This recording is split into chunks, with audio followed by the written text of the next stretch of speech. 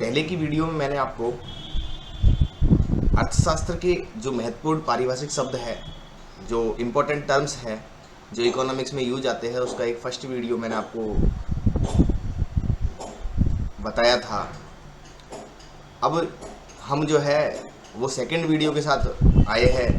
इसमें बेसिकली मैं आपको कुछ और टर्म्स आगे के इसमें समझाऊंगा। तो सबसे पहला जो हमारा आगे का वर्ड है वो है एड वलोरियम टैक्स, मूल्यानुसार कर जिसे हम कहते हैं। देखिए, कर लगाने के, टैक्स लगाने के बहुत सारे तरीके होते हैं। जैसे कई बार टैक्स क्वांटिटी वाइज लगाया जाता है कि जैसे एक क्वांटिटी जो है उस पर 5 रुपये, 5 रुपीज़, 6 रुपीज़ जैसे टैक्स लगा दिया। ठीक है, तो जितनी क्वांटिटी आप सेल करोगे उतने आपको क्या लगेगा, टैक्स लगेगा। तो वो जो टैक्स जो कहलाएगा वो बेसिकली क्या कहलाएगा, क्वांटिटी बेस्ड टैक्स कहलाएगा। तो जब हम वैल्यू पर बेस्ड टैक्स लगाया करते हैं, जब हम किसी वस्तु के मूल्य पर टैक्स लगाया करते हैं, उसकी वैल्यू पर टैक्स लगाते हैं, तो उसे हम कहते हैं एड वलोरियम टैक्स।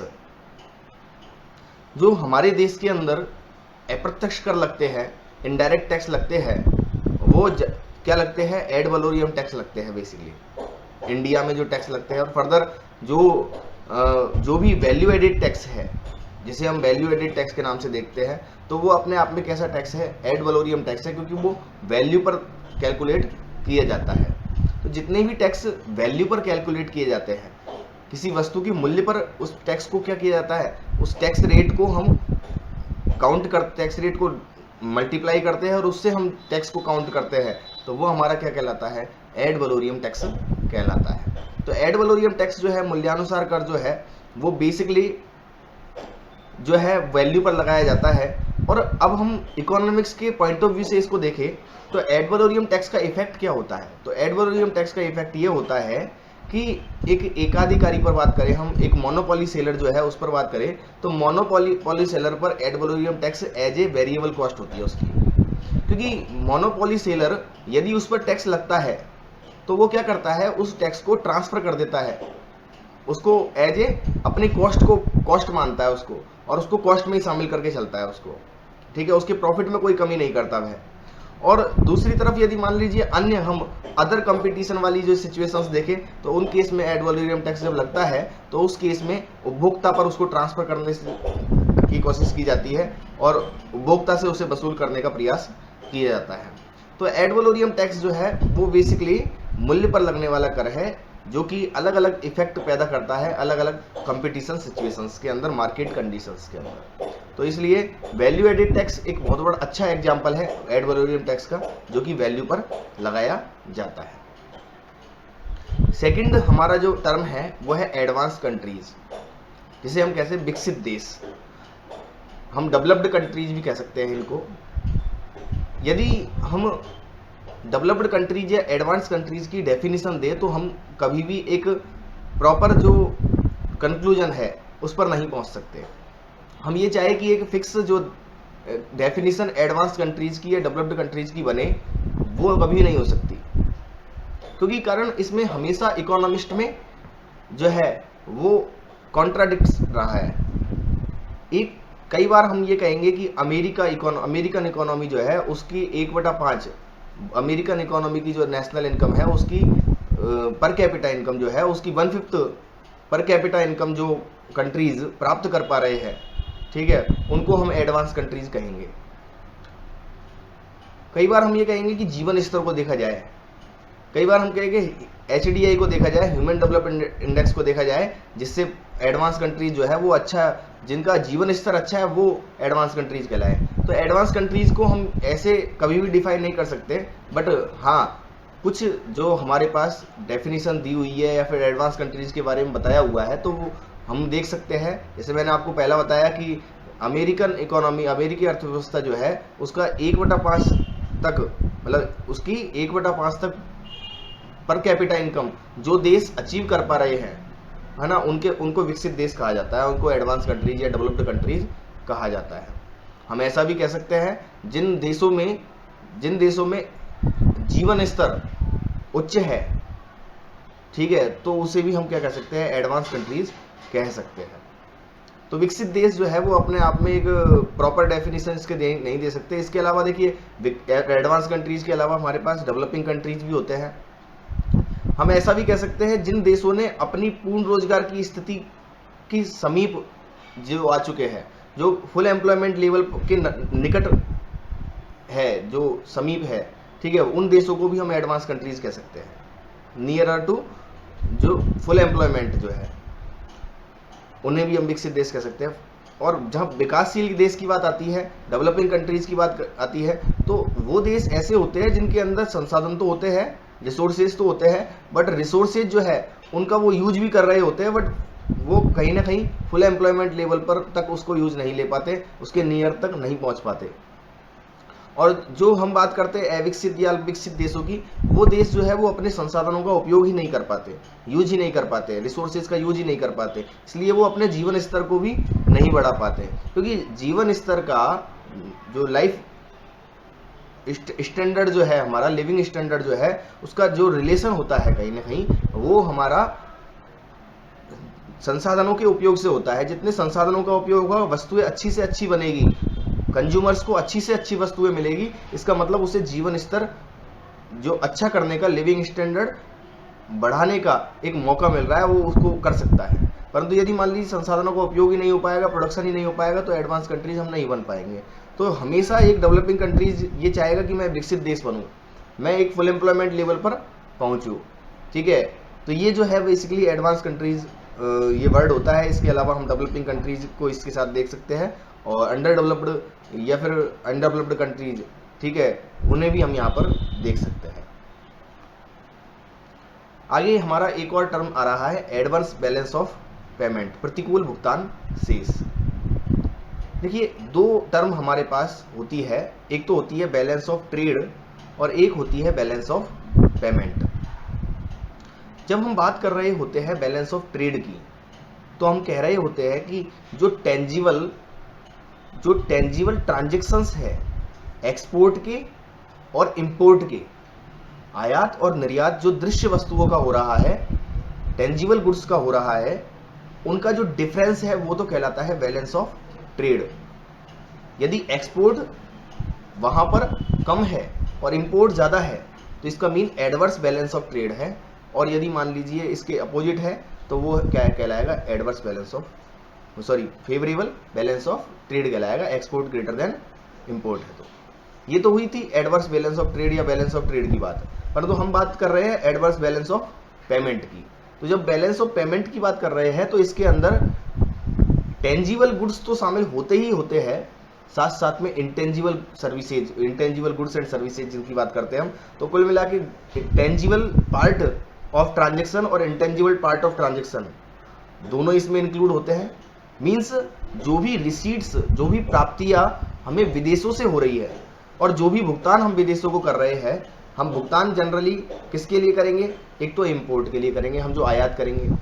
फर्दर हम कई बार क्या अपने ऋणों का भी भुगतान करते हैं, उसे हम बोलेंगे कैपिटल पेमेंट, पूंजीगत भुगतान। और ऐसे ही हम कई बार ऋण लेते हैं विदेशों से, उसे हम बोलते हैं कैपिटल रिसिप्ट। तो कैपिटल रिसिप्ट और कैपिटल पेमेंट जो है उसे हम बैलेंस ऑफ ट्रेड में इंक्लूड नहीं करते, बट बैलेंस ऑफ पेमेंट में उसे इंक्लूड करते हैं। इसके अलावा जो इंटेंजिबल पार्ट होता है ट्रांजैक्शंस का, सर्विसेज से रिलेटेड एक्सपोर्ट इंपोर्ट का जो पार्ट होता है, उसे हम बैलेंस ऑफ ट्रेड में इंक्लूड नहीं करते, बट बैलेंस ऑफ पेमेंट में इंक्लूड करते हैं। जितने भी ट्रांसफर पेमेंट होते हैं विदेशों को, हम एक ट्रांसफर के रूप में पेमेंट कर देते हैं, एज ए गिफ्ट पेमेंट कर देते हैं, एज ए गिफ्ट मिल जाता है हमें, ठीक है। वो ट्रांसफर पेमेंट्स जो है वो बैलेंस ऑफ ट्रेड में शामिल नहीं कर पाते, बट बैलेंस ऑफ पेमेंट में शामिल करते हैं। यदि हम टोटली कहें तो जितनी भी रिसीट्स हमें विदेशों से होती है फॉरेन एक्सचेंज में, और विदेशों को हम जो भुगतान करते हैं, ठीक है, इन दोनों का जो डिफरेंस है वो हमारा क्या कहलाता है, बैलेंस ऑफ पेमेंट कहलाता है। और where payment is greater than receipt, जब हमारा भुगतान जो है वो अधिक होता है और प्राप्तियां कम होती है, तो हम इसे कहेंगे एडवर्स बैलेंस ऑफ पेमेंट, प्रतिकूल भुगतान शेष। तो प्रतिकूल भुगतान शेष जो है वो एक देश के लिए कहीं ना कहीं खतरे का कारण होता है। एडवर्स बैलेंस ऑफ पेमेंट जब किसी देश में होता है तो उसे कुछ मेजर्स अपनाने पड़ते हैं। इसका रीजन तो ये होता है कि हम या तो हम बहुत ज़्यादा इंपोर्ट कर रहे हैं, ठीक है, या फिर हम विदेशों से जो है वो कहीं ना कहीं ऋण प्राप्त कर रहे हैं। ठीक है, हमारे देश के अंदर जो है वो अव्यवस्था हो गई है, एक्सपेंडिचर ज़्यादा होने के कारण हमें हमारे घाटे के बजट बन रहे हैं। जब घाटे का बजट बनता है, हमारे फिस्कल डेफिसिट्स होते हैं, तो उसके लिए हमें विदेशों से ऋण लेना पड़ता है। और जब विदेशों से हम ऋण लेते हैं तो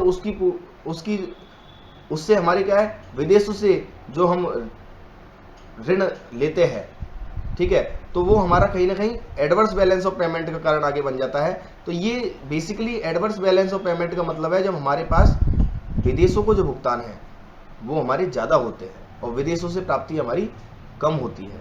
तो जैसे यदि मान लो हम ऋण भी यदि विदेशों से लेंगे तो एक बार तो हमारे पास रिसिप्ट आएगी विदेशों से, परंतु बात यह है कि साथ में उस पर इंटरेस्ट हमें देना पड़ेगा भारी ब्याज के। जब हम उसका चुकाते हैं तो उससे कहीं ना कहीं हमारे पास एडवर्स बैलेंस ऑफ पेमेंट बन जाता है। तो एडवर्स बैलेंस ऑफ पेमेंट का सीधा सीधा मीन ये है कि जब हमारी भुगतान ज़्यादा होते हैं, विदेशों को भुगतान और विदेशों से प्राप्तियों में विदेशों को भुगतान हम ज़्यादा करते हैं, तो ऐसी कंडीशन में हमें क्या है, प्रतिकूल भुगतान से इसका सामना करना पड़ता है। सामान्यतः देखिए, जब हम बैलेंस ऑफ पेमेंट की जब बात करेंगे तो इसमें जनरली नेट जो आएगा, यदि हम नेट इफेक्ट देखें तो नेट इफेक्ट तो हमेशा जीरो रहेगा, क्योंकि कारण एडवर्स यदि हमारे पेमेंट ज़्यादा होंगे ना तो हम कहीं ना कहीं किसी न किसी से उसकी पूर्ति करेंगे, हम कैपिटल रिसिप्ट करेंगे विदेशों से लोन लेंगे। ठीक है, तो हमारा एक बार तो उसमें सही हो जाएगा भुगतान शेष, परंतु उस पर जब हमें ब्याज देना पड़ेगा तो अगले बार हमें जो है वो प्रतिकूल भुगतान शेष का वापस सामना करना पड़ेगा। तो जो है इसमें भी हमें बैलेंस ऑफ पेमेंट को जब हम देखते हैं तो हमारे पास दो तरीके के यहाँ पर ट्रांजेक्शन्स होते हैं, करंट अकाउंट ट्रांजेक्शन्स भी होते हैं और कैपिटल अकाउंट ट्रांजेक्शन्स भी होते हैं। कैपिटल अकाउंट ट्रांजेक्शन का सीधा सीधा मीन अभी मैंने आपको बताया था, जो विदेशों से हम ऋण लेते हैं, विदेशों को जो ऋणों का भुगतान करते हैं, वो अपने आप में कैपिटल अकाउंट के ट्रांजेक्शन्स है। और जब हम करंट अकाउंट ट्रांजेक्शन जो हमारे निर्यात आयात के जो हम ट्रांजेक्शन्स कर रहे हैं, एक्सपोर्ट इंपोर्ट के जो ट्रांजेक्शन्स कर रहे हैं, उनके लिए पेमेंट रिसीव कर रहे हैं, तो that are current account transactions. तो इनसे जाकर क्या बनता है, बैलेंस ऑफ पेमेंट का कंप्लीट ओवरव्यू बनता है। तो जो एडवर्स बैलेंस ऑफ पेमेंट जो है उसको कम कैसे करें, तो कम ऐसे करें कि हम कहीं ना कहीं आयात पर प्रतिबंध लगाए और आयातों को हमारे देश में ही बनाने की कोशिश करें। जो इंपोर्ट हमारे हो रहे हैं उनको हम ज़्यादा से ज़्यादा अपने देश में भुगतान अपने देश में बनाने की कोशिश करें। हमारे पास जो एक्सपेंसेज हो रहे हैं, गवर्नमेंट जो एक्सपेंडिचर कर रही है, उनमें कहीं ना कहीं गवर्नमेंट जो है वो कंट्रोल करे अपने एक्सपेंडिचर्स में। गवर्नमेंट अपने फिस्कल डेफिसिट को घटाने की कोशिश करे, राजकोषीय घाटे को घटाने की कोशिश करे। ऐसे जो मेजर्स होते हैं इनके माध्यम से एडवर्स बैलेंस ऑफ पेमेंट को हम दूर करने की कोशिश करते हैं। तो ये basically adverse balance of payment हमारा टर्म होता है। अगला टर्म हमारे पास है एडवर्टीजमेंट, जिसे हम बोलते हैं विज्ञापन। देखिए, विज्ञापन एडवर्टीजमेंट वर्ड आप बहुत अच्छे तरीके से जानते हैं और ये टर्म जो है वो हम डे टू डे बहुत सुनते हैं कि एडवर्टीजमेंट जो है हो रहा है, कि जैसे मीडिया के द्वारा हो रहा है। ठीक है, फर्दर जो मीडिया में भी हम देख सकते हैं, सोशल मीडिया के माध्यम से भी आजकल एडवर्टीजमेंट हो रहा है। तो ये जो एडवर्टीजमेंट वर्ड है इसे आप बहुत अच्छे तरीके से जानते हैं। गुड्स और सर्विसेज जो है हमारी, उनको हम लोग ज़्यादा से ज़्यादा उसके बारे में जान सके, उसके बारे में प्रेरित हो सके, अट्रैक्ट हो सके, उसके लिए हम क्या कर सकते हैं, एडवर्टीजमेंट करते हैं। या फिर हम कह सकते हैं जो हमारे पोटेंशियल परचेजर्स हैं, बायर्स हैं, उनको हम एक्चुअल बायर बनाने के लिए एडवर्टीजमेंट का काम करते हैं। जो हमारे पोटेंशियल बायर है, यानी संभावित जो ग्राहक है, उनको वास्तव में हम क्या करते हैं, फर्दर हम ग्राहक बन सके वो, उन्हें हम एडवर्टीजमेंट दिखाते हैं। या फिर हमारे पोटेंशियल परचेजर हम तैयार करते हैं, वो भी हम किसके थ्रू करते हैं, एडवर्टीजमेंट के थ्रू तैयार करते हैं। उनके दिमाग में, उनके मतलब जो जहन में, या फिर जो उनके आइडियाज़ के अंदर हम जो है वो कम्प्लीटली उस पर इफेक्ट कर देते हैं कि हम आपको ये गुड्स खरीदना चाहिए। अब बात ये आती है एडवर्टीजमेंट का इकोनॉमिक्स में जब हम यूज़ करते हैं, तो एडवर्टीजमेंट अपने आप में एक बहुत वाइडर टर्म यूज आता है। जब हम मार्केट के अंदर मार्केट सिचुएशंस को देखते हैं तो उसके अंदर हम ये देखते हैं कि कोई भी मोनोपोली सेलर, उसे एडवर्टीजमेंट की ज़रूरत नहीं पड़ेगी। बट जब बात करेंगे हम मोनोपोलिस्टिक कंपटीशन की या इम्परफेक्ट कंपटीशन की, तो इम्परफेक्ट कंपटीशन में क्या होता है कि वहाँ पर कई बार नॉन प्राइस कंपटीशन होता है, कीमत आधारित प्रतिस्पर्धा नहीं होती, वहाँ ब्रांड मोनोपोली बनाने की कोशिश करते हैं लोग। वहां पर कीमत के आधार पर प्रतिस्पर्धा न करके ब्रांड के आधार पर प्रतिस्पर्धा करने की कोशिश करते हैं। तो जब ब्रांड के आधार पर करते हैं तो ब्रांड को आपको ज़्यादा से ज़्यादा प्रमोट करना होता है, एडवर्टीजमेंट करना होता है। जितना ज़्यादा आप एडवर्टीजमेंट उस ब्रांड का कर पाएंगे उतना ही ज़्यादा फिर बाद में आप नॉन प्राइस कंपटीशन की तरफ जा रहे हो, आपका एक ब्रांड बन जाएगा, आपको प्राइस कंपटीशन का सामना उस जगह नहीं करना पड़ेगा। तो एडवर्टीजमेंट का जो है इकोनॉमिक्स में जो है वो अलग अलग मार्केट सिचुएशंस के अंदर अलग अलग तरीके से हमारे पास काम आता है। जब हम परफेक्ट कंपटीशन की बात करते हैं तो परफेक्ट कंपटीशन में हम ये कहते हैं कि एडवर्टीजमेंट की यहाँ पर जरूरत ही नहीं होती, कि एडवर्टीजमेंट हम करेंगे तो भी कोई प्रभाव उस पर नहीं पड़ेगा, क्योंकि कारण मार्केट में प्रत्येक वायर जो होता है वहाँ पर क्या होता है, जानकार होता है, वहाँ रेशनल होता है, वो सब कुछ जानता है कि मार्केट में कौन सी वस्तु किस मूल्य पर मिलनी चाहिए, और सप्लायर भी इस बात को जानता है कि एडवर्टीजमेंट करने से कोई फायदा नहीं है। तो ये जो एडवर्टीजमेंट जो है वर्ड हमने समझा। अगला हमारा जो वर्ड है वो है एडवांस, जिसे बोलते हैं अग्रिम। एडवांस यदि हम यूज करें एडवांस को, जनरली हम यूज करते हैं कि किसी भी व्यक्ति को हम जब उसका भुगतान जो आगे किसी अवधि में ड्यू होगा, किसी अवधि में देय होगा, उसे हम वर्तमान में दे देते हैं उसको, मतलब प्रेजेंट में हमने उसको वो पेमेंट कर दिया जो उसे हमें भविष्य में भुगतान करना है, फ्यूचर में जो पेमेंट करना है, फ्यूचर पेमेंट को हमने आज कर दिया। इसका मतलब हम क्या दे रहे हैं, एडवांस दे रहे हैं, अग्रिम दे रहे हैं। एडवांस जब हम बैंक के तरीके से देखते हैं तो बैंक जितना भी ऋण देता है उसे बैंक जो है वो एडवांस कहता है, बेसिकली उसे हम कहते हैं एडवांस। इसी से एक टर्म निकलता है बैंकिंग में, NPA, non performing advance. Bank जो है, बैंकों के पास जितना भी बैंक एडवांस देता है, ऋण देता है, उस ऋण का एक भाग जो आपको बैंक को टाइम टू टाइम किस्त दे रहा होता है, टाइम टू टाइम इंटरेस्ट दे रहा होता है, उसे बैंक कहते हैं परफॉर्मिंग एडवांस, मतलब जिसके अंदर परफॉर्मेंस है। बट जो एडवांस बैंक ने दे दी, भुगतान कर दी, मतलब बैंक ने ऋण के रूप में दे दिया और फर्दर उससे इंस्टॉलमेंट नहीं मिल रही है या फिर उस पर इंटरेस्ट नहीं मिल पा रहा है, तो बैंक उसे जो क्लासिफाई करेगा उसे नॉन परफॉर्मिंग एडवांस में करेगा। ठीक है, उसमें भी फर्दर जो है वो लॉस असेट बनाएगा वो, ठीक है, और उसे स्टैंडर्ड, सब स्टैंडर्ड, ठीक है, ये इस तरीके से उसे क्लासिफिकेशन करेगा नॉन परफॉर्मिंग एडवांसेज का। तो बेसिकली एडवांस जो है उसका बेसिक मीन तो हमारा पास ये होता है कि जो भी हम एज ए जो ड्यू पेमेंट होने वाला है भविष्य में, उसको हमने आज पेमेंट कर दिया, उसे हम अग्रिम कहते हैं एक तो। और बैंकिंग के दृष्टि से देखें तो बैंक में जो भी लोन प्रोवाइड किया जाता है, बैंक अपने ग्राहकों को, अपने कस्टमर्स को जो भी लोन प्रोवाइड करता है वो उसे क्या कहता है, एडवांस कहता है, अग्रिम कहता है।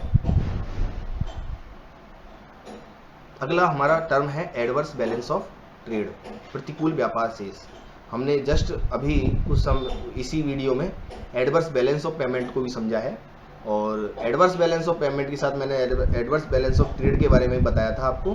बैलेंस ऑफ ट्रेड की बात हम जब करते हैं तो हम ये करते हैं कि जो टेंजिबल गुड्स है उनके एक्सपोर्ट और इंपोर्ट का difference of tangible goods and services export and import, ये जो है क्या कहलाएगा, हमारा बैलेंस ऑफ ट्रेड कहलाएगा, व्यापार शेष कहलाएगा। और जब हम import is greater then export की बात करते हैं, आयात जब निर्यातों से ज्यादा होते हैं तो उसे हम बोलते हैं एडवर्स बैलेंस ऑफ ट्रेड। और जब हम बात करते हैं निर्यात ज्यादा होते हैं और आयात कम होते हैं दृश्य वस्तुओं के, टेंजिबल गुड्स के, तो हम बोलते हैं कि अनुकूल व्यापार शेष है, फेवरेबल बैलेंस ऑफ ट्रेड है।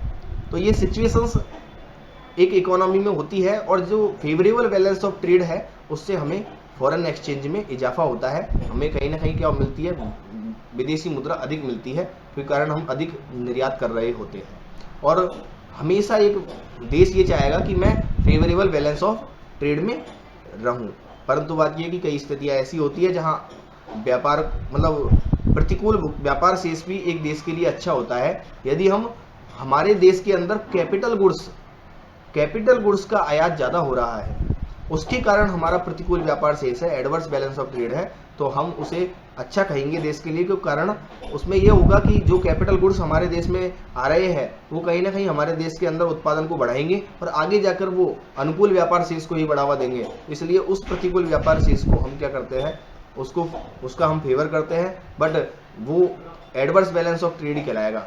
उस प्रतिकूल व्यापार शेष से अल्पकालीन हानि हो सकती है, शॉर्ट टर्म लॉस हो सकता है, बट लॉन्ग टर्म में कहीं ना कहीं बेनिफिट उससे होते हैं। तो ये हमारा टर्म है adverse balance of trade.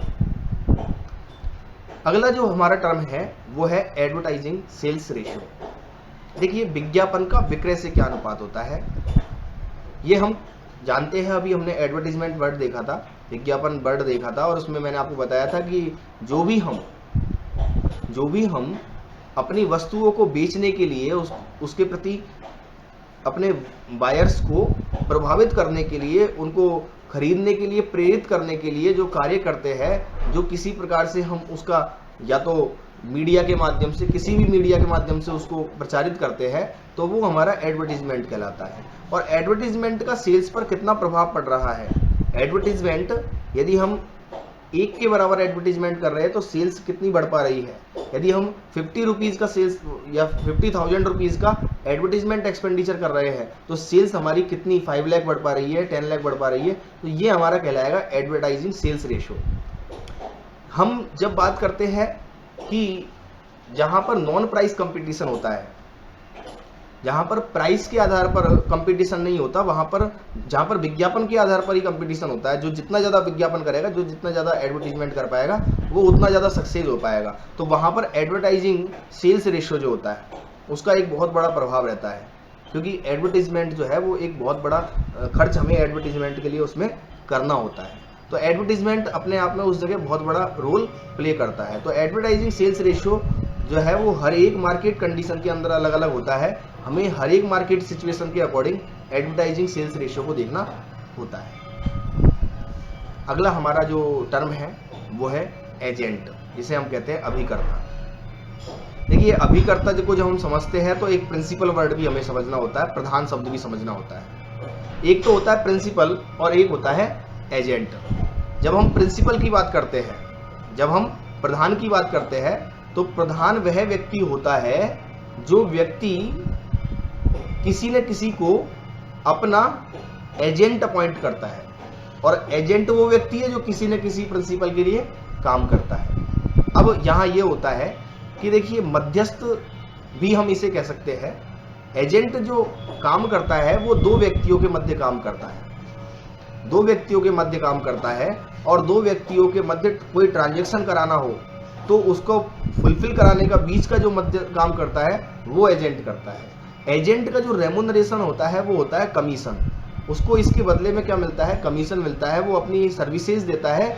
Agent जो देता है उसे कहते हैं हम सर्विसेज, उसकी एजेंसी सर्विसेज। और वो क्या करता है, प्रिंसिपल जो होता है, उसका प्रधान जो होता है उसके लिए काम करता है।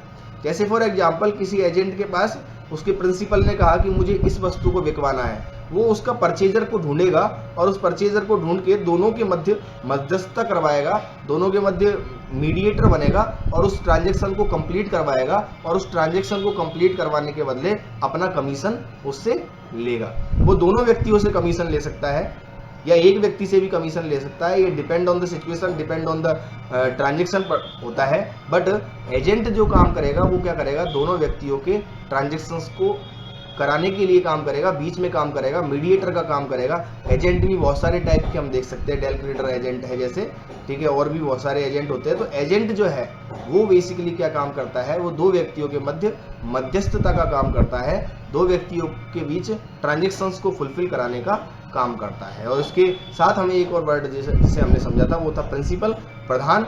जिस व्यक्ति के बिहाफ पर एजेंट काम करता है, जिस व्यक्ति के लिए एजेंट काम करता है, वो हमारा कहलाता है प्रिंसिपल। एक हमने इसमें देखा था कमीशन। एजेंट को जो रेमुनरेशन मिलता है वो क्या मिलता है, कमीशन मिलता है। और वो कौन देता है, उसका प्रिंसिपल उसको देता है ट्रांजैक्शंस को पूर्ति कराने के लिए। वो कौन सी सर्विसेज देता है, वो एजेंसी सर्विसेज देता है। ये हमारे पास जो है यहाँ हमने समझा। आगे हमारा अगला टर्म है एजियो थ्योरी ऑफ इंटरेस्ट, ब्याज का बट्टा सिद्धांत। देखिए प्रोफेसर बॉम बवर्क जो थे उन्होंने एजियो थ्योरी ऑफ इंटरेस्ट दी। प्रोफेसर बॉम बवर्क जो है वो बेसिकली इस बात को कहते हैं कि जो हम कोई भी व्यक्ति को ऋण देते हैं, किसी भी व्यक्ति को हम ऋण देते हैं, तो उस ऋण देते समय हमें क्या है, कुछ त्याग करना पड़ता है, और वो त्याग है हमारा प्रीमियम। और वो प्रीमियम क्या है? वो प्रीमियम ये है कि प्रोफेसर बॉम्बवर्क ये कहते हैं कि आज हमारे पास किसी मुद्रा जो हमारे पास है उसकी वैल्यू हमारे पास ज़्यादा होती है, आज हम उपयोग करेंगे तो उसका, और भविष्य में उपयोग करेंगे तो उसकी वैल्यू हमारे पास कम होगी। तो इसलिए ये प्रीमियम है, ये हमारा उस मुद्रा का क्या है?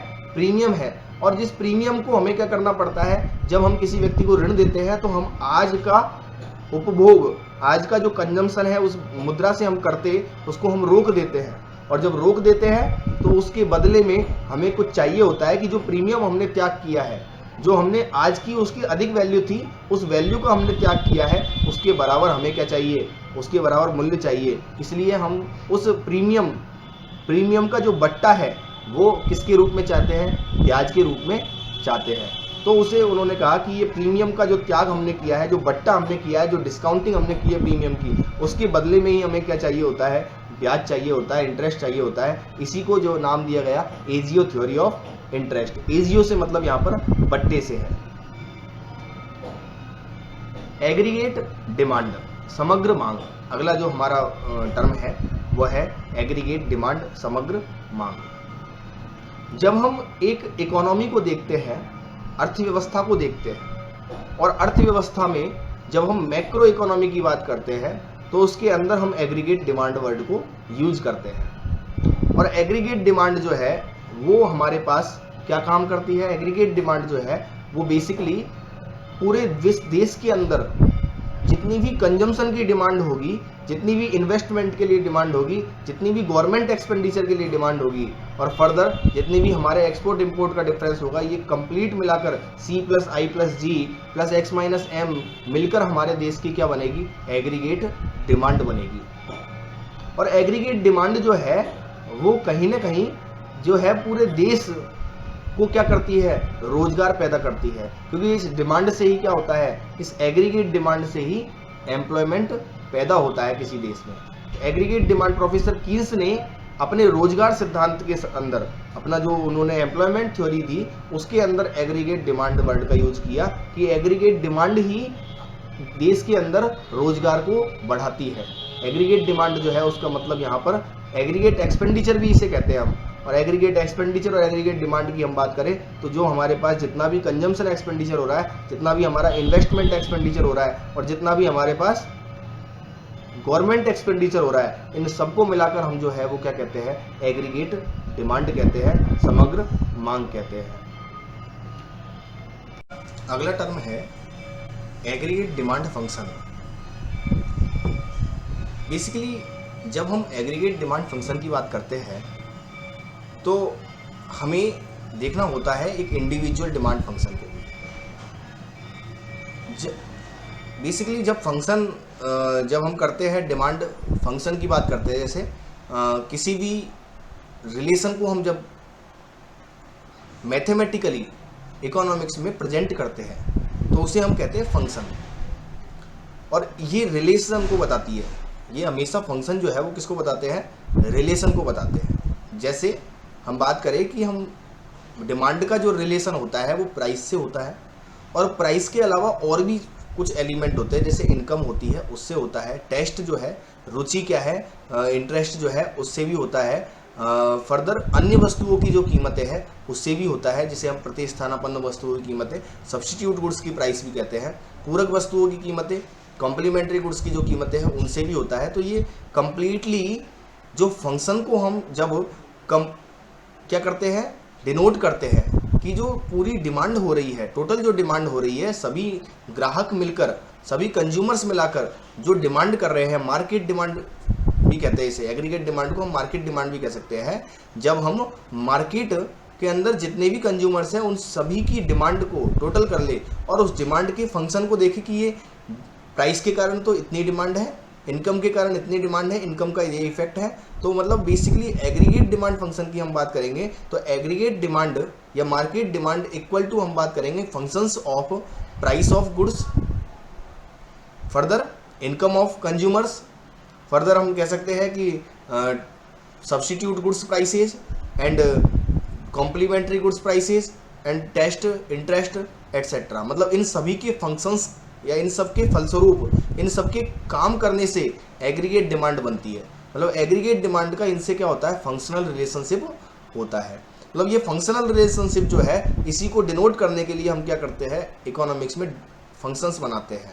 जैसे मैंने अभी आपको बताया कि डिमांड या aggregate demand equal to functions of price, further taste, ठीक है, इंटरेस्ट, अदर गुड्स प्राइसेज या फिर सब्स्टिट्यूट गुड्स प्राइसेज, इन सब से जो है वो एग्रीगेट डिमांड फंक्शन होता है। और इसी को जब हम प्रोडक्शन में देखते हैं तो उसे बन जाता है ये एग्रीगेट प्रोडक्शन फंक्शन, क्योंकि उत्पादन के बहुत सारे साधन होते हैं तो उन साधनों से उत्पादन बनता है। तो जब हम प्रोडक्शन की बात करते हैं तो ये बन जाता है एग्रीगेट प्रोडक्शन फंक्शन। इस टर्म को हम आगे देखेंगे, एग्रीगेट प्रोडक्शन फंक्शन को। अभी एग्रीगेट डिमांड फंक्शन को हम समझते हैं। तो एग्रीगेट डिमांड फंक्शन बेसिकली क्या है, जो भी हम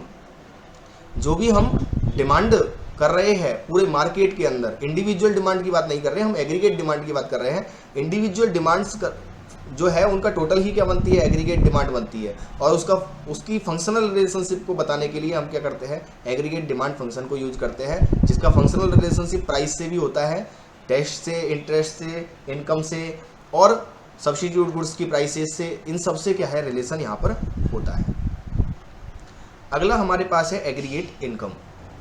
इसे हम नेशनल इनकम भी कह सकते हैं।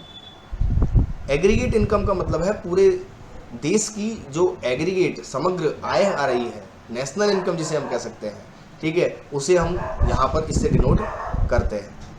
एग्रीगेट इनकम जब हम कैलकुलेट करते हैं तो इसके मेथड्स हमारे पास बहुत सारे होते हैं। नेशनल इनकम को कैलकुलेट करने के बहुत सारे हमारे पास तरीके होते हैं। जनरली हम जब तरीकों की बात करते हैं तो मेनली हम 3 तरीके देखते हैं और फर्दर उसको एक चौथी विधि और होती है, उसमें हम कह सकते हैं लगभग 3 जो हमारे पास जो तरीके हैं मेन, वो तो है हमारे पास, एक तो है प्रोडक्शन मेथड, उत्पादन विधि, एक है हमारे पास इनकम मेथड और एक है हमारे पास कंजम्पशन या एक्सपेंडिचर मेथड। और फोर्थ हम एक और मेथड बता देते हैं जिसका नाम है वैल्यू एडेड मेथड। चारों में ही हम नेशनल इनकम की कैलकुलेशन कर सकते हैं। जहां एक तरफ प्रोडक्शन मेथड इस बात की बात करता है कि एक देश के अंदर जितना भी उत्पादन हो रहा है, ठीक है, उस सबको टोटल कर लीजिए आप, उन गुड्स का आप क्या कर लीजिए, टोटल कर लीजिए, तो आपके पास क्या आ जाएगा, ये इस देश का पूरा कंप्लीट उत्पादन आ जाएगा, ठीक है। और उसमें आप क्या कीजिए, इन अब विदेशों से जो आय आ रही है ना, उसको ऐड कर लीजिए, ठीक है, जो भी आपको, ठीक है, विदेशों से आय आ रही है उसको आप क्या कर लीजिए, उसमें ऐड कर लीजिए, तो आपके पास क्या आ जाएगा, एग्रीगेट इनकम आ जाएगी। दूसरी तरफ जब इनकम मेथड के पास जाते हैं तो इनकम मेथड ये कहता है कि इनकम मेथड के अंदर हम जितने भी हमारे पास रोज उत्पादन के साधन है, प्रोडक्शन के जो फैक्टर्स है, उन सबको जितनी आय आ रही है, किसी को रेंट आ रहा है, जो लैंड लॉर्ड है उसे तो क्या मिल रहा है, रेंट मिल रहा है, ठीक है। पूंजी की बात करें, कैपिटल को इंटरेस्ट मिल रहा है, एक को सैलरी मिल रही है, किसी को वेजेज मिल रही है, ठीक है। तो ये जितने भी उत्पादन के साधन हैं उन सब का आप जो रेमुनरेशन है उन सब का टोटल कर लीजिए आप, तो हमारे पास क्या आ जाएगी, उसमें जो हमारे पास यहाँ के उत्पादन के साधन हैं उन सबको टोटल कर लीजिए आप, ठीक है, उनकी सबकी इनकम का टोटल कर लीजिए, तो आपके पास समग्र आय आ जाएगी, एग्रीगेट इनकम आ जाएगी। तीसरी तरफ जब हम कंजम्पशन मेथड पे जाएंगे, एक्सपेंडिचर मेथड के पास जाएंगे, एक्सपेंडिचर मेथड ये कहेगा कि आप क्या कीजिए, कंजम्पशन एक्सपेंडिचर जोड़ लीजिए, इन्वेस्टमेंट एक्सपेंडिचर, गवर्नमेंट एक्सपेंडिचर जोड़ लीजिए, एक्सपोर्ट इम्पोर्ट का डिफरेंस उसमें जोड़ लीजिए, net factor income from abroad जिसे हम कह सकते हैं, वो सारा कुछ ऐड करके हमारे पास क्या आ जाएगी, एग्रीगेट इनकम आ जाएगी। तो ये जो एग्रीगेट इनकम के निकालने के जो तरीके होते हैं, फर्दर एक होता है वैल्यू एडेड मेथड, जिसके अंदर हम वैल्यू एडिशन को देखते हैं कि जितना वैल्यू एडिशन एक देश के अंदर होता जा रहा है, ठीक है। जनरली ये मेथड प्रोडक्शन से ही बना है, बट फर्दर इसको अलग से मेथड हम देखते हैं कि वैल्यू एडिशन मेथड के अंदर जितना भी वैल्यू एडिशन हो रहा है, मूल्य में वर्धन हो रहा है, कि हम जैसे मान लीजिए सबसे पहले गेहूं बना, गेहूं से फर्दर उसको आगे फ्लोर में बना दिया गया, आटा बना दिया गया, फर्दर उससे ब्रेड बनी, तो ये जो प्रोसेस चल रही है उसमें वैल्यू एडिशन हो रहा है, तो वैल्यू एडिशन को टोटल कर लीजिए, आपके पास एग्रीगेट इनकम आ जाएगी, ये हमारे पास होता है। तो ये जो तरीका होता है, तरीके है 4 मैंने आपको तरीके बताए, 4 मेथड्स बताए एग्रीगेट इनकम को कैलकुलेट करने के या नेशनल इनकम को कैलकुलेट करने के। एग्रीगेट आउटपुट हमारा अगला वर्ड है समग्र उत्पादन। जहां हम एग्रीगेट इनकम की बात कर रहे थे तो वो जो है कहीं ना कहीं इस बात को बता रहा था कि जो देश के अंदर टोटल इनकम हो रही है उसको बता रहे थे। ये बात कर रहा है नेट प्रोडक्शन की, कि देश के अंदर टोटल मिला के ग्रॉसली प्रोडक्शन कितना हो पा रहा है, टोटल प्रोडक्शन कितना हो पा रहा है देश के अंदर। जब हम देश में उत्पादन की बात करते हैं कि देश में उत्पादन कितना हो पा रहा है, तो इसका मीन ये है कि हम क्या करें, इसे भी हम उन्हीं तरीकों से निकाल सकते हैं जिस तरीके से हमने अभी एग्रीगेट इनकम को कैलकुलेट किया था। बस अंतर कितना सा होगा, इसके अंदर जब एग्रीगेट आउटपुट को हम कैलकुलेट करेंगे तो हमारे पास यहाँ पर ये जो होगा ये प्रोडक्शन को बताएगा या आउटपुट को बताएगा, ठीक है। और वो जो बता रहा था वो केवल ये बता रहा था पूरी इनकम को कंप्लीट, कि देश के अंदर जो टोटल इनकम हो रही है उसको बता रहा था। यहाँ पर भी हमारे पास 3 मेथड होंगे, ठीक है। और ये भी हमारे पास उत्पादन विधि से, प्रोडक्शन मेथड से भी हम कैलकुलेट कर सकते हैं, ठीक है। वैल्यू एडेड मेथड से कैलकुलेट कर सकते हैं, इनकम मेथड से कैलकुलेट करते हैं, एक्सपेंडिचर मेथड से भी कैलकुलेट कर सकते हैं एग्रीगेट आउटपुट को। तो एग्रीगेट आउटपुट जो है उसको हम यहाँ पर GNP कहते हैं, ग्रॉस नेट प्रोडक्ट हम कह सकते हैं, ग्रॉस नेशनल प्रोडक्ट कह सकते हैं। और फर्दर जो हमारे पास एग्रीगेट इनकम थी वो हम कह सकते हैं उसे नेशनल इनकम। अगला जो हमारे पास है वो है एग्रीगेट प्रोडक्शन फंक्शन। ये एग्रीगेट प्रोडक्शन फंक्शन को हमें एग्रीगेट प्रोडक्शन से हमें यहाँ रिलेट नहीं करना है। यहाँ हमें एग्रीगेट प्रोडक्शन फंक्शन का मतलब ये है कि जो टोटल मार्केट के अंदर प्रोडक्शन हो रहा है, जिसे हम बोलते हैं एग्रीगेट प्रोडक्शन, मार्केट प्रोडक्शन जो है वो किस किस कारण से हो रहा है, कौन कौन से साधन उसमें काम कर रहे हैं।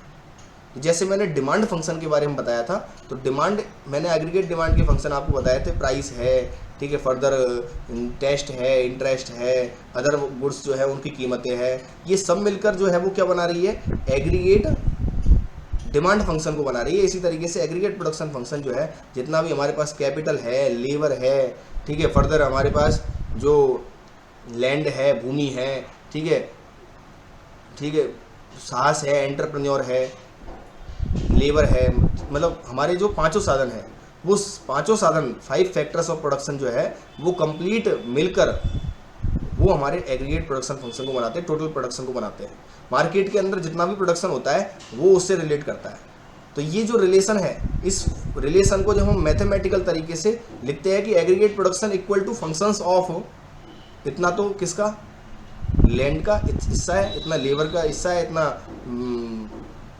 फर्दर कैपिटल का हिस्सा है, एंटरप्रेन्योर का हिस्सा है, ऑर्गेनाइजेशन का हिस्सा है, ये सारा मिलकर जो है वो प्रोडक्शन को तैयार कर रहे हैं। तो इसका जो रिलेशन है, फंक्शनल रिलेशनशिप जो है, उसको जब मैथमेटिकली प्रेजेंट कर देते हैं कि एग्रीगेट प्रोडक्शन इक्वल टू इन फैक्टर्स का, इसमें इतना इतना योगदान है, इतना इतना प्रोडक्शन कर पा रहे हैं वो, तो ये जो है हम फंक्शनली उसको जब प्रेजेंट करते हैं तो उसे हम बोलते हैं एग्रीगेट प्रोडक्शन फंक्शन। अगला जो है वो है aggregate demand curve. Aggregate demand curve जो है वो मार्केट डिमांड कर्व को ही कहते हैं। जो हमने एग्रीगेट डिमांड फंक्शन देखा था उसके अंदर हमने टोटल मार्केट की डिमांड निकाली थी।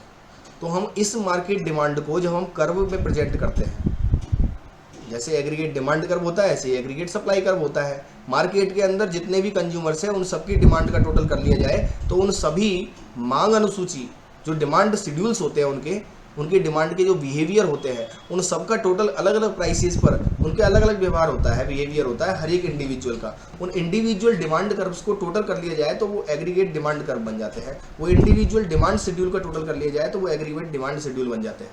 तो इंडिविजुअल डिमांड शेड्यूल का टोटल मार्केट डिमांड शेड्यूल या एग्रीगेट डिमांड शेड्यूल कहलाता है। इंडिविजुअल डिमांड कर्व का टोटल एग्रीगेट डिमांड कर्व कहलाता है। मतलब इंडिविजुअल डिमांड कर्व जो है वो फर्दर टोटल मिलाकर, टोटल में एग्रीगेट में जब हम उसका कर्व बनाते हैं तो वो बन जाता है एग्रीगेट डिमांड कर्व या मार्केट डिमांड कर्व जिसे हम कह सकते हैं। तो ये जो है वो किससे बनता है, एग्रीगेट डिमांड शेड्यूल से बनता है, मार्केट डिमांड शेड्यूल से बनता है। और मार्केट डिमांड शेड्यूल को कर्व में जब हम दिखा देते हैं तो इसे हमें क्या कहते हैं, एग्रीगेट डिमांड कर्व या मार्केट डिमांड कर्व कहते हैं।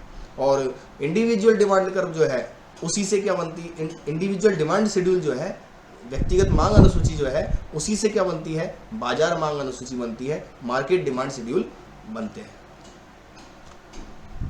एग्रीगेट सप्लाई हमारा अगला वर्ड है। तो एग्रीगेट सप्लाई बेसिकली जो एग्रीगेट डिमांड है उसकी पूर्ति के लिए, उसको उसी हिसाब से जब हमारे पास डिमांड होती है ना, उसी अकॉर्डिंग सप्लाई अपने आप को एडजस्ट करती है। तो जो एग्रीगेट डिमांड की पूर्ति के लिए जो हमारे देश के अंदर या फिर एक बाजार के अंदर जितनी भी पूर्ति होती है, जितने भी पूर्ति करने को तैयार होते हैं, उस टोटल को हम क्या कहते हैं, एग्रीगेट सप्लाई कहते हैं। जब हम डिमांड और सप्लाई वर्ड का यूज करते हैं तो हमेशा ये ध्यान रखें, डिमांड वह मात्रा है, वह क्वांटिटी है जो हम खरीदने को तैयार है, ठीक है, किसी निश्चित कीमत पर, और सप्लाई वह क्वांटिटी है जो हम किसी निश्चित कीमत पर, कोई डेफिनेट प्राइस पर हम बेचने को तैयार है। That is preparedness for selling is supply and preparedness for purchasing is demand, but at definite price, निश्चित कीमत पर होते हैं।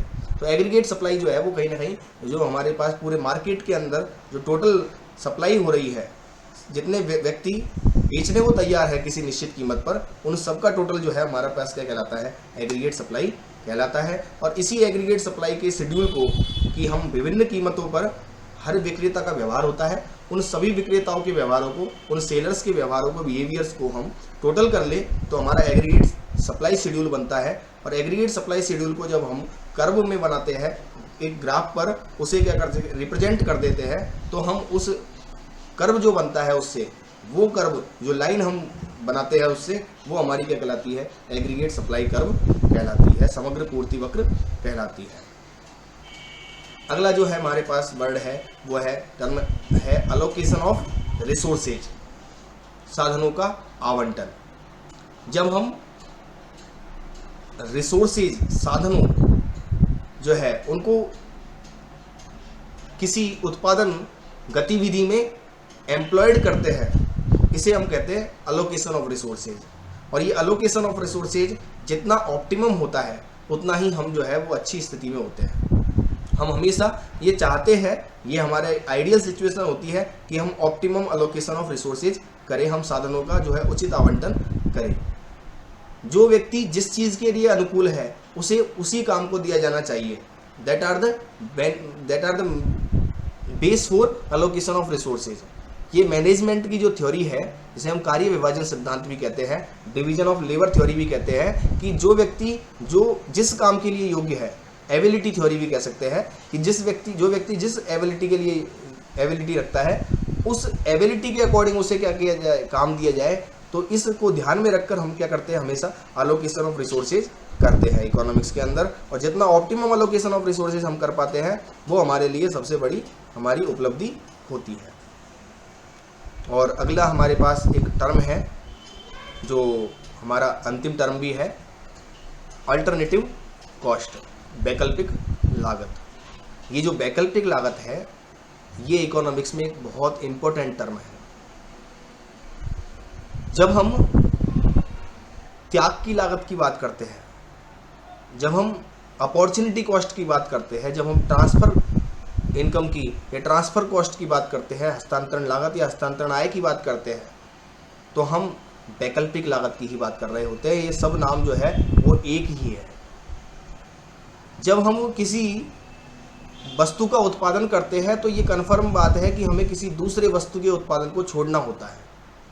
हम हमेशा अपने पास अल्टरनेट रखते हैं, विकल्प रखते हैं कि हम इस वस्तु का उत्पादन भी कर सकते हैं, इस वस्तु का उत्पादन भी कर सकते हैं, दो वस्तुओं का हम उत्पादन कर सकते हैं। परंतु हम एक वस्तु का उत्पादन करेंगे तो निश्चित है हमें दूसरी वस्तु को त्याग करना पड़ेगा, सेक्रीफाइस करना पड़ेगा। और जब सेक्रीफाइस करेंगे तो उससे जो रेवेन्यू होती वो हमें नहीं मिलेगी, और वो जो रेवेन्यू नहीं मिलेगी वो हमारे त्याग हो जाएगा, और ये इस वस्तु की क्या कहलाएगी, लागत कहलाएगी।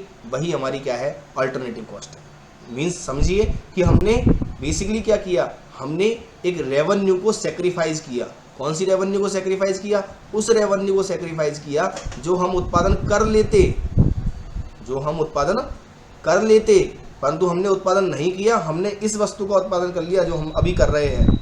तो हमने जो वस्तु छोड़ी, जो हमने सेक्रीफाइस की, उससे जो रेवेन्यू होती वो इस वस्तु की जो हम उत्पादन कर रहे हैं उसकी अपने आप में क्या है, लागत है। और उसी लागत को हम क्या कहते हैं, अल्टरनेटिव कॉस्ट या ट्रांसफ़र इनकम भी कह सकते हैं, ट्रांसफ़र कॉस्ट भी कह सकते हैं। फर्दर जो है हम इसे अपॉर्चुनिटी कॉस्ट भी कह सकते हैं, अलग अलग नामों से इसे हम कह सकते हैं। तो ये हमारे पास क्या कहलाती है, अल्टरनेटिव कॉस्ट कहलाती है। तो आज की वीडियो में बस इतना ही। अगली वीडियो के साथ आपके पास वापस हम जो है नए टर्म्स के साथ आएंगे। Thank you.